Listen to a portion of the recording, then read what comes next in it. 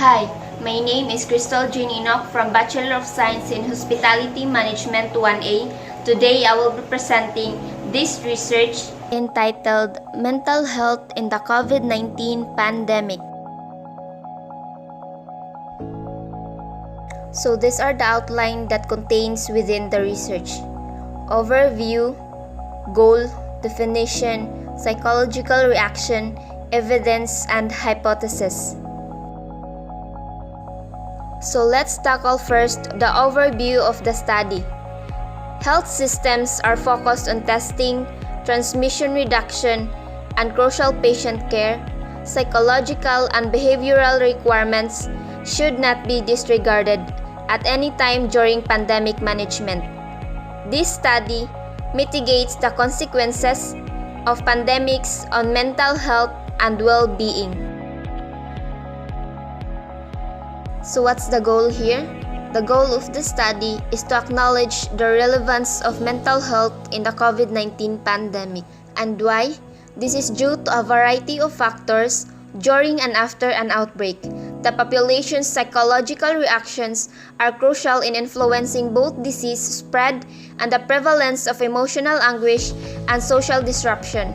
Psychological variables are known to play a significant impact in public health interventions such as vaccination and how people cope with the fear of infection and the resulting losses. These are unquestionably significant factors in the treatment of any infectious disease, particularly COVID-19.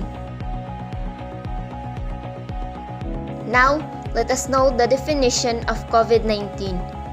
Coronavirus disease or COVID-19 is a virus-borne infection caused by the SARS-CoV-2 virus. Most people infected with the virus will have mild to moderate respiratory illness and will recover without needing any special treatment. Some, however, will become critically ill and require medical attention. People over the age of 65, as well as those with underlying medical conditions such as cardiovascular disease, diabetes, chronic respiratory disease, or cancer, are at a high risk of developing serious illness.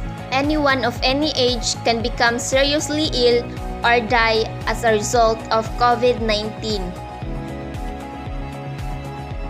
So there are psychological reactions to pandemic, and this includes maladaptive behavior, emotional distress, and defensive responses. So here is the evidence of mental health problem during the event of COVID-19 pandemic. One study of 1,210 respondents from 194 cities in China in January and February 2020 found that 54% of respondents rated the psychological impact of COVID-19 outbreak as moderate or severe. 29% reported moderate to severe anxiety symptoms, and 17% reported moderate to severe depressive symptoms.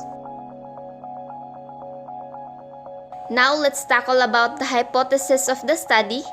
People with established mental illness have a lower life expectancy and poorer physical health outcomes than the general population.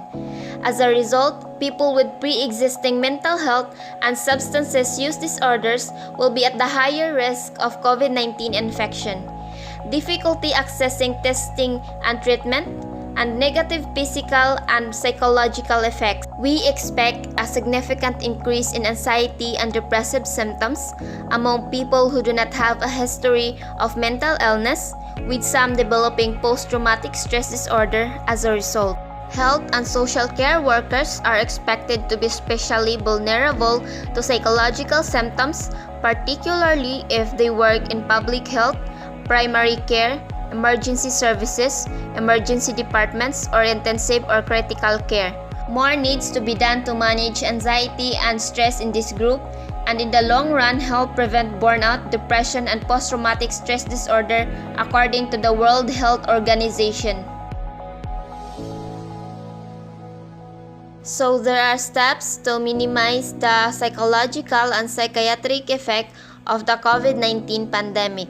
First, while redeploying mental health professionals to work in other areas of healthcare may appear appealing, it should be avoided. Such a move would almost certainly worsen overall outcomes, putting people with mental illness at a disproportionate risk of physical and mental health deterioration.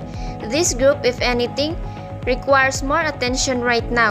Second, we recommend providing targeted psychological interventions for COVID-19 affected communities with special attentions to people at high risk of psychological morbidity, increase awareness and diagnosis of mental disorders, especially in primary care and emergency departments, and improve access to psychological interventions, especially those delivered online and via smartphone technologies. These measures can help reduce or prevent future psychiatric problems.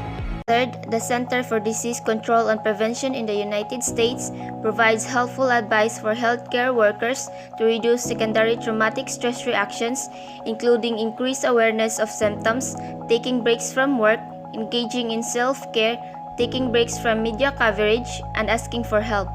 This kind of advice needs to be backed up by increased employer awareness, enhanced peer support, and practical assistance for healthcare workers who find themselves in this situation. To end my presentation with this notion, mental health care for all, let's make it a reality.